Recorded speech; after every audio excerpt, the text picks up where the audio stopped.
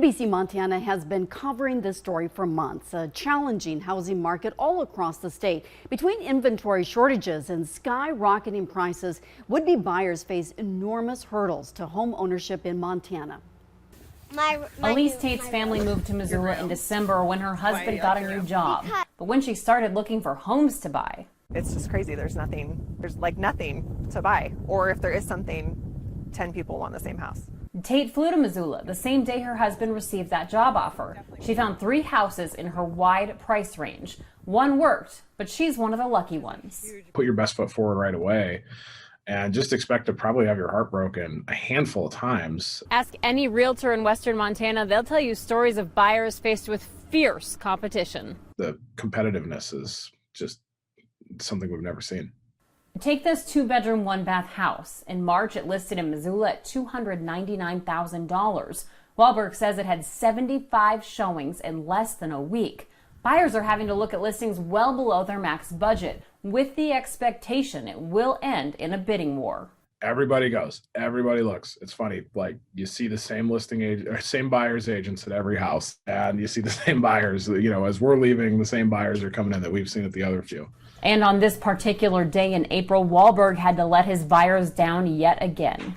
$590,000 house that we went 50 over ask on and finished last place on. As of Monday, if you entered $500,000 or below, you'd find 31 properties in the city of Missoula, 36 in Kalispell, 15 in Butte, and 10 in Bozeman. It's a problem with many dimensions. How do we understand those dimensions and come up with solutions? It depends on who you ask. Patrick Barkey with the Bureau of Business and Economic Research at the University of Montana says there are a lot of moving pieces to this. First, people accelerated building and remodeling plans during the pandemic. He says there's speculation that this Zoom boom, the ability to work from home, is also part of the equation.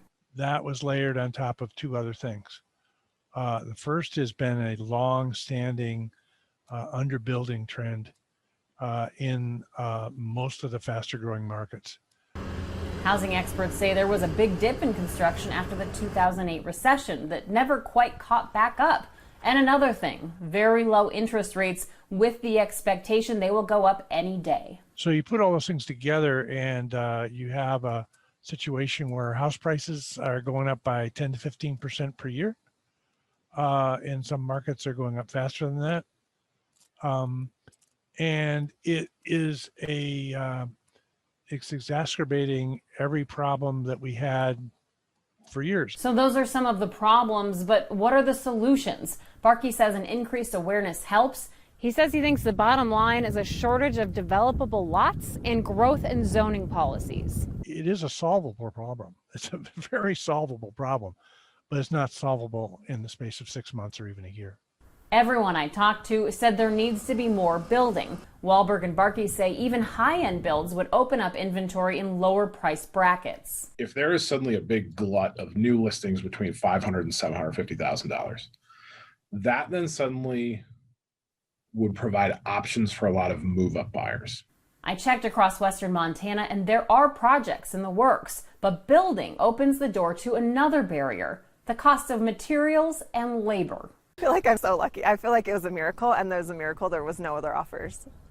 And for now, buyers and their realtors hope for the same luck. The good news for those buyers, we're entering into the season where more homes historically go on the market. The bad news, be prepared to spend top dollar, act quickly, and as Wahlberg said, have your heart broken a few times.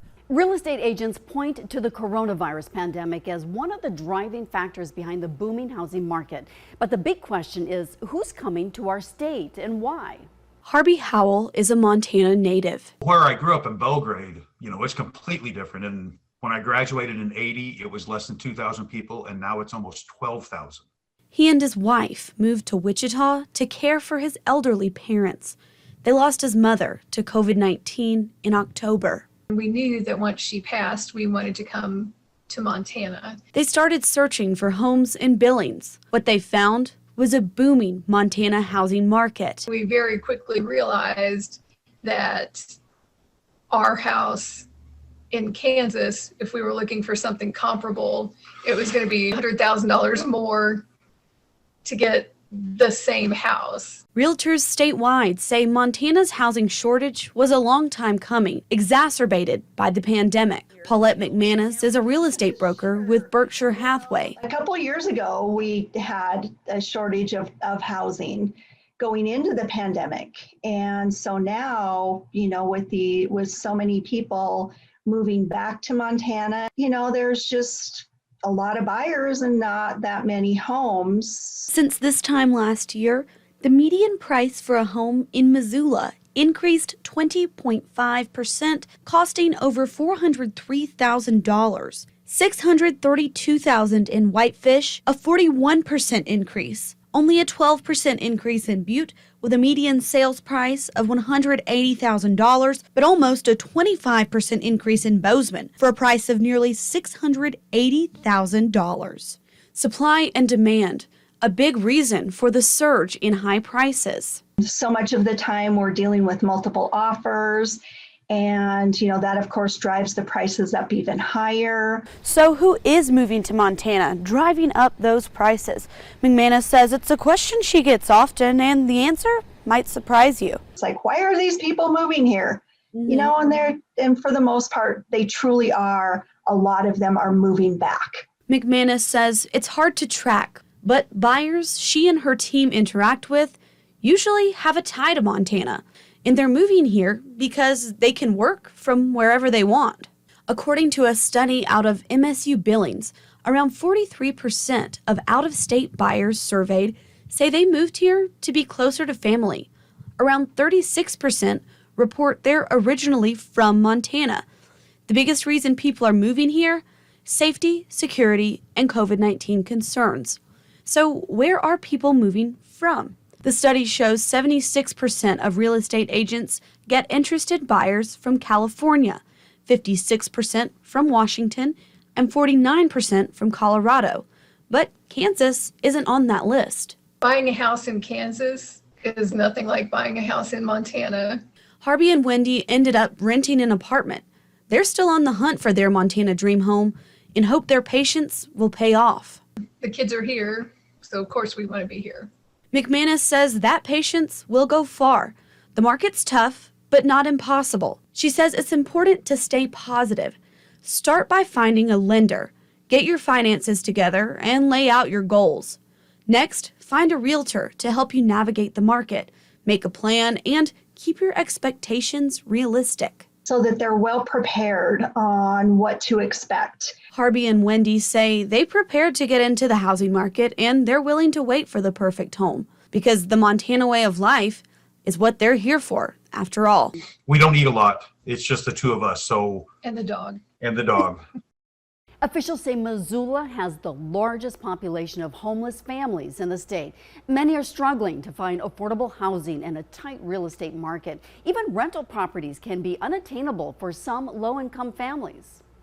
We've introduced you to these individuals who live homeless in Missoula, but there's families that do too. According to the YWCA, on any given night in Missoula, there could be up to 50 families, including 110 children, experiencing homelessness. And this family became part of that statistic. Well, who do we pay first? We have to have a house, but we have to have the heat, and we have to have food, and it was very overwhelming, I'll say. Johnson and her husband got custody of their 5 grandchildren in 2018, and that's when it snowballed.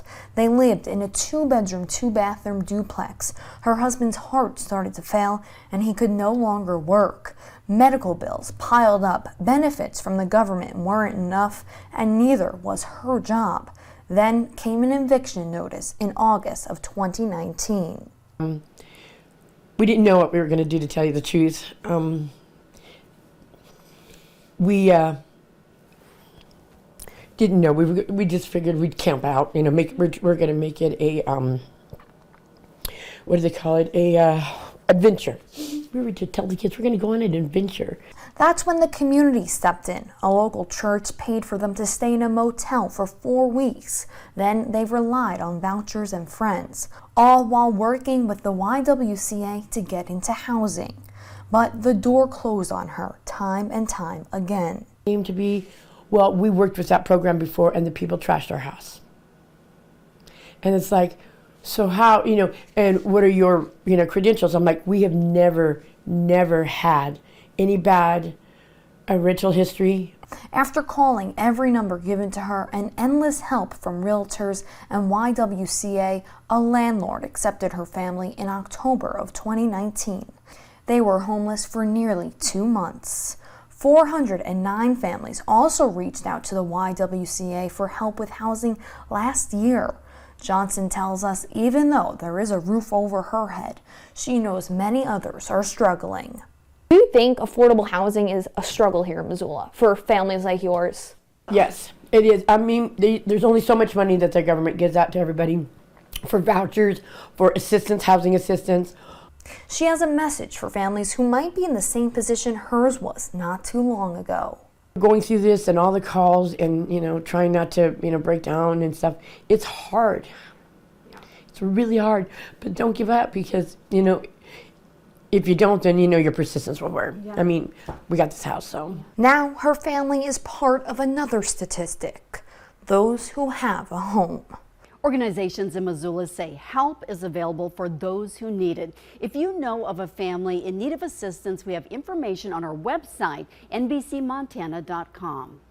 Not enough property, not enough money. It's all contributing to an unprecedented rise in home prices. We're working for you to find out what it means to be stuck in the middle of Montana's housing crisis. If you could live off Montana's beauty, we would all be wealthy. I've started to hear people say, I'll never be able to buy a house in Missoula, Montana. But it doesn't work that way. Looking for something right now in the city, it's not easy. Part of the reason, Montana's median income, just over $57,000. Only 10 states are lower. You're seeing this source of inequality between homeowners and those who don't own homes. Or then there's this statistic. While Montana's per capita income jumped 53% over the last 20 years, it remains lower than 31 other states. It hasn't kept pace with exploding housing prices, a 30% increase in a year in Missoula alone. It's a problem of the economy skipping over some people. That's where something called housing wealth comes in. That's the portion of your net worth that reflects equity held in housing and land. The trouble is, young people have about half the housing wealth they had 30 years ago, and it's because they don't own homes. You'll find plenty of programs for low-income housing, vouchers for renters, federal tax credits, down payment assistance. They don't really address kind of the what we call the missing middle. Realtor Adam Hertz is a new member of the Montana Board of Housing. We have a crisis across the board, and people who have good jobs and solid income and good credit and have been very responsible financially can't afford homes. We figured we would check it out for ourselves. So let's start with Montana's median family income, just over $73,000. We did not factor in credit card debt, car payments, or insurance. We used median credit score and estimated we've saved 10% of the purchase price for the down payment. Fidelity's calculator estimates we qualify for a $314,000 home. But here's the problem. Realtor.com puts the median listing price in the Flathead, Ravalli, Missoula, and Gallatin counties far above that. Only Butte Silver Bow is our sample family's reach with a median listing of $180,000. Blame it on Montana's landscape. Rivers and mountains make it difficult to expand your footprint. Development rules and zoning that in some counties take years. We are very active in regulating, zoning, and permitting housing in communities that need it very badly. Or the basic supply and demand. Freddie Mac estimates a shortage of 4 million homes, about 10,000 in Montana. The best way to address that housing shortage is through units that are more affordable to build, which is units that are built on infill land, on existing land or in backyards, or units that are higher densities. Or raise wages. Barkey and Hertz will tell you that takes time. Hopefully the market starts going down. It can't sustain at this rate forever. Either way, our cities and state are left with a troubling question: how to bring the missing middle back. Hertz says that takes a political will he hasn't seen. It's just a matter of whether we're going to be able to have existing Montanans and our neighbors continue to be able to live here and their children continue to be able to live here, or if they're all going to get, kind of pushed out to less expensive areas and replaced by a whole new population. In a state we have long called the last best place. People in the building industry say what's happening across the country right now is unlike anything we've ever seen. Builders say skyrocketing lumber prices coupled with a labor shortage make this a frustrating time for new home construction. Nearly everything you find inside these new homes costs remarkably more today than it would have 18 months ago. There is not one stone unturned in this. There's hardly anything that you can put your hands on that isn't going to shock you at the price. What's the problem? It's a 100% supply and demand thing, driven, a lot by COVID. I would love to see lumber prices return to where they were a year ago. A wood products tracking firm blames tariffs for high lumber prices pre-COVID-19. The pandemic exacerbated it when mills slowed down, never quite catching up on production. There is no Walmart lumber store where you just say, I'm going to go buy 16 of those and, sell them. It has to be produced, you have to get in line, and you have to wait for it to show up. And then there's another issue with transportation. You may order it, you may get it secured, now you got to get it from the mill to here. And there's an extreme stress on transportation. A University of Montana Bureau of Business and Economic Research report shows the average cost of lumber increased nearly 150% from the start of 2020 to September of that year, a record high, going even higher in 2021. The report also shows Montana lumber production dropped 10.8% in 2020 compared to 2019. With the supply chain being stressed from both raw material shortages and workforce shortages, that is coupled with a high demand, has increasingly put pressure on the whole system. If you think builders are happy about what's going on, think again. One builder told me there's no such thing as a simple build anymore because they're always getting hung up somewhere. None of us like the increased costs. None of us like the conversation we have to have when it comes to the factors that are putting people's homes, $20 a square foot or more than they were last year. That's not a fun conversation. It's not something we want. One builder told me a story about trusses that went up by 62% from the time they bid the project to the actual production time over about 8 months. It meant another $22,000 billed to the client just in framing materials. And every time industry experts think the prices can't go higher, they do. A sheet of this last March would have cost about $10 to $11. Today, $56. Mosted says those sheets are a litmus test for the whole industry. We're seeing increases in PVC pricing, copper pricing, architectural shingle pricing, all the way down to some of the smaller things like plumbing increases. All of that makes it impossible to give an accurate bid. Now, builders add price escalation clauses in case costs go up even more during the project. The good news is that when we look at stuff like the materials having to change, it also changes the way we bid a project and the software we use to allow us to be more adaptable. Add in an ongoing labor shortage, which one builder told me adds another month or two to each project. So what's the answer? Mosted says mills need to get back to capacity, hoping we round the corner more with COVID-19 restrictions and vaccinations. Also, time. It's something we're going to live with for a while, and hopefully when they get back to full production, we see the level off or we see an opportunity for that. Just an extreme situation that is not healing itself anytime soon. So if you're unwilling to pay the prices where they are today, then you're just going to have to wait it out. Person says what comes up must come down, and he says he thinks it will come down. It's just hard to say when. Even small Montana cities have been hit hard by increased demand for housing. New builds continue to go up in Butte, but is that enough to meet the community's needs? Montana's market boom is now targeting our rural communities. The challenge right now is it takes a little bit of time to add supply when it comes to real estate, right? You just don't do it overnight. We're talking about Butte, an area that doesn't have enough supply in the first place. The median days on the market right now is 12, which is really low. We took a look inside of Butte's current housing market and found that people across the board are struggling to meet the growing demand. Yeah, I've been getting asked, and I've gotten messages. I've had people leave notes on properties asking when it's going to be ready. Jim is a landlord. Well, we have 6 rental properties altogether. I think we have 10 different sets of renters. Right now, some of his rentals sit empty. He says it's due to the rising cost of material. People still got to get paid for their time, so when everything else is costing more, they want more, I guess. Here's the problem. According to the United States Census, the median income in Butte is just under $46,000 a year.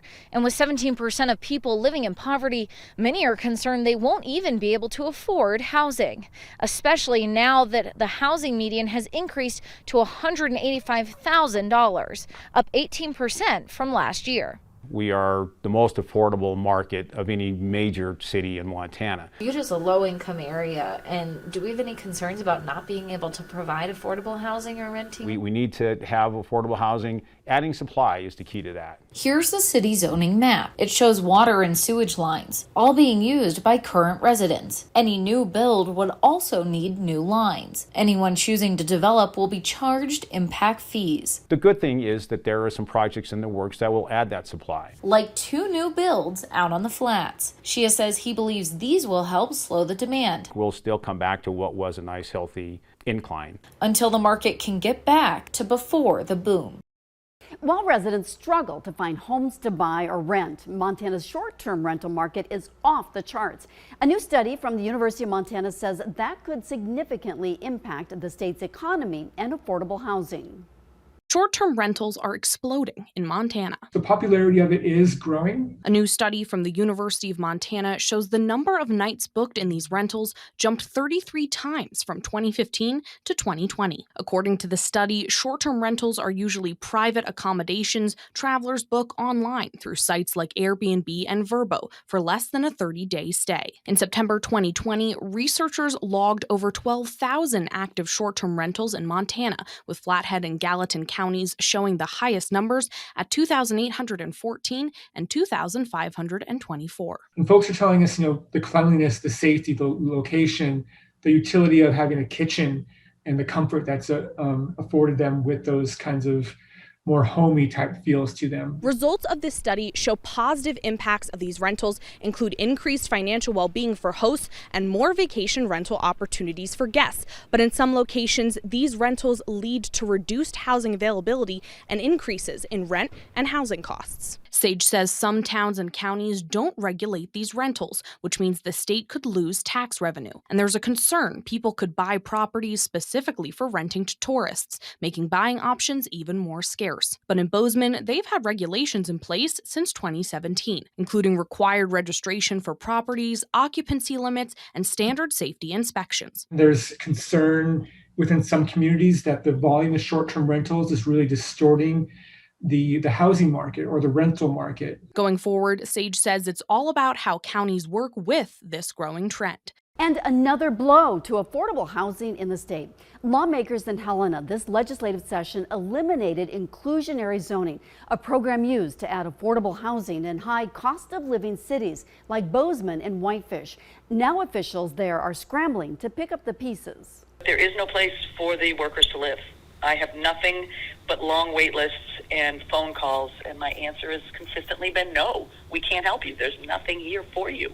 And that's extremely disappointing. Collins calls it a crisis the city tried to fix with inclusionary zoning. That's a city law that required a portion of new builds be affordable by people with moderate incomes. But now that's no longer an option. So this impact is going to be great. It's one of our biggest tools in the toolbox, as we call it, for the creation of affordable housing. The Whitefish Legacy Homes program followed 2 goals: ensure the people who work in Whitefish are able to live there, and help local businesses attract and retain employees. Bozeman's got the same problem. We're not going to stop. We're not going to stop the momentum that was created, and we owe it to our community to provide housing for our workforce and for younger families who are currently not finding those opportunities here in Bozeman. Bozeman and Whitefish officials said they're committed to increasing the number of affordable housing units, but now they're back to the drawing board figuring out how to do that. The programs won't dissolve, they'll just need to change. When one door shuts, you open another and you move on, because that's what you have to do. And as a leader of the community, it's my job to look for the next solution. Solutions could be relaxing development standards, talking with developers, turning to the legislature, or utilizing linkage fees, a way to tie market rate housing to affordable housing. Bozeman is even considering putting an affordable housing mill levy on the ballot this November. But the bottom line is we need affordable housing. Is what we have at this time enough? Oh no, not even close. Not even a drop in the bucket. The latest real estate data in Montana shows an increasingly competitive market. Median sales prices show a dramatic spike year over year with no end in sight. NBC Montana will continue working for you to get answers about the housing crisis. Follow our coverage at NBCMontana.com and on social media for the latest updates.